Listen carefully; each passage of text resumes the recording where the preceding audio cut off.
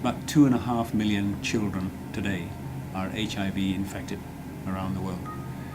If you think that every 100 children in Africa who are infected, only 7 get access to treatment, there is no excuse. And when we know that half the children below the age of 2 who have HIV/AIDS won't actually get to see that second birthday, it is a real crime.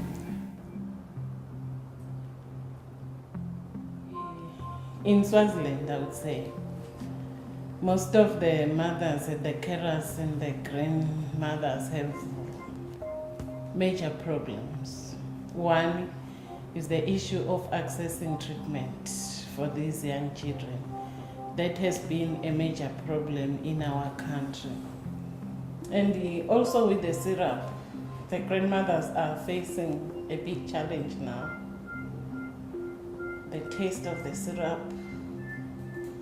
the timing of the syrup, because children would run away, they would know that this is our time. Yes, you tell the child that at this and this time, at 7 o'clock, we should be here for your drug. But the children are children. And if you've been, like I and my colleagues have been, to so many hospitals in different African countries, and you go through the wards and you see mothers with their children who are infected with HIV/AIDS, and you know that many of those children will not reach their second birthday, what else is there to be said?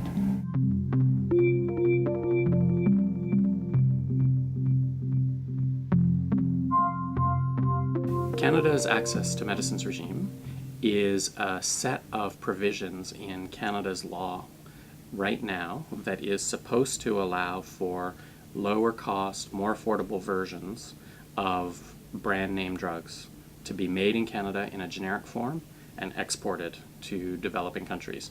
We know that if kids have access to ARVs before the age of 12 weeks, 75% of the infected kids can survive. What more compelling argument is there than that for changing the CAMR? We need to fix Canada's access to medicines regime because at the moment it's too complex. There's too much red tape in the current legislation that has really kept the generic pharmaceutical companies in Canada who could supply the more affordable medicines from using it, and it's kept developing countries who are the potential purchasers and the beneficiaries of those more affordable medicines from using it. Instead, what we've said is allow the generic manufacturer to get one license at the outset of the process that would authorize them to export to any of the developing countries that are covered by the legislation without arbitrarily capping the quantity of medicines that they can supply to multiple countries.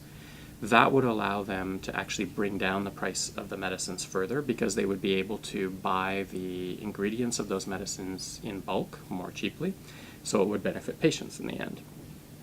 It would also mean that you wouldn't have to go through a cumbersome negotiating and application process every single time in order to supply one developing country. You would have a license that lets you supply multiple countries. So lots more patients could benefit if we have this much simpler, more straightforward, user-friendly kind of process. We need fixed-dose ARV formulations for children. We know that they can be made, and we have companies in Canada willing to make these. So if we can have these in the right quantities and at affordable cost, we can literally save hundreds of thousands of lives.